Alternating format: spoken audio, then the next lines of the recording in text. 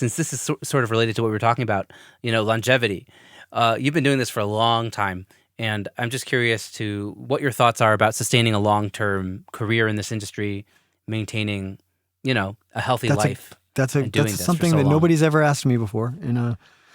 And I would say my biggest accomplishment, is the fact that I'm still doing this all these years later. And so many people have like 3-5 years, in a certain place. And I've been on the A list and up the ladder and down the ladder, and I'm on my third ride up again. It's like,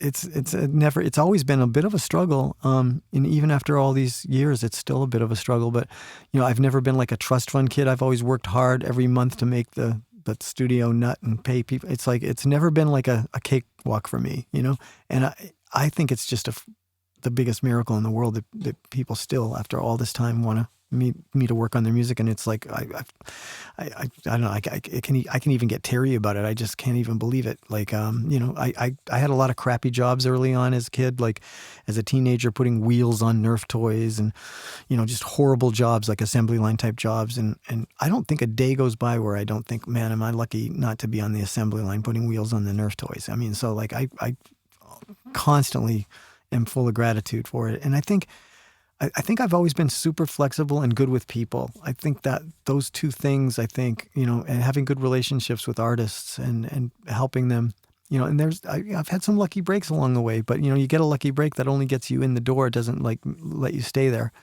If you're going to stay there, you got to be doing something else right, and I'm constantly reinventing myself. Like I'm just getting ready to do my own podcast and get into this world. I'm going to do Duran Duran's having their 25th anniversary of Midazolam, which is a record I'm well known for doing. And it's sort of their Sgt. Pepper's. It's way out there, kind of like I am, And so there's a lot of there's renewed interest in that. And it's the 25th anniversary this year. So I'm going to do a podcast on each song, things like that. I'm getting into all kinds of new stuff, and studying. Great. I'm studying, as a composer, I'm studying with Neil Desby. He's a Hollywood orchestrator, and he's been beating me up with contrapuntal writing, and it's like never ending. I think that's what I'm trying to say, is you always have to keep learning stuff, growing, improving, trying new things.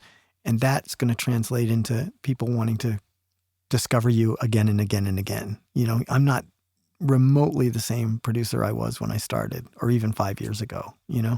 I've only been into the modular synth world for a couple of years, for instance, and studying Bach, the 2-part inventions and things like that. It's just like opened up a whole different side of me that I never knew existed. So I think that's it. It's the need to continue to learn and grow.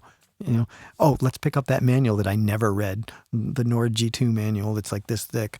You know what? I'm going to friggin' read a couple of chapters in it. And then suddenly you just discovered something that you had this synth for 20 years and you never knew how to do something. Yeah. I mean, that's the stuff that you just got to keep accumulating it. And comfort is a drug. Being comfortable is a drug. And I have to kick myself to get out of my comfort zone. It's a struggle, it really is. What drives you to get out of your comfort zone? Just the need to find a new way to do something better, or the need to, improve like the overall outcome of something, or it could be a piece of gear. It's like, man, I've never been able to get that thing to do this. I've never plugged my guitar into it. What would happen if I plugged my guitar into it? It's truly endless. And it's easy to just get into a situation where you don't even want to get out of your chair. Everything's working, and it's like, but you got to get out of your chair and you got to say, I'm going to plug this in all differently. I'm going to put in my old H4000 that I haven't turned on in 4 years, and I'm going to put on Echo Space of God and see what that sounds like. It's like, I guess I find this is an interesting thing. I call it nothing with everything, everything with nothing. Sometimes some of my best stuff comes from grabbing a bunch of things I haven't used in a long time, throwing them in my car, and then making a setup at home when my wife's out of town or whatever. And like in that 3 or 4 days I'm working on a record, all of a sudden I'm doing stuff that's like 10 times better than what I've been doing for the last 3 months, because I'm making it happen with nothing. So sometimes when you have too many options and too much gear, it actually it waters down your output. Your mind has to sometimes find that special place, and it's not always about familiarity or comfort. That's the point I'm Yeah. trying to make in a really long roundabout way. No, I love this. So good. It's so good.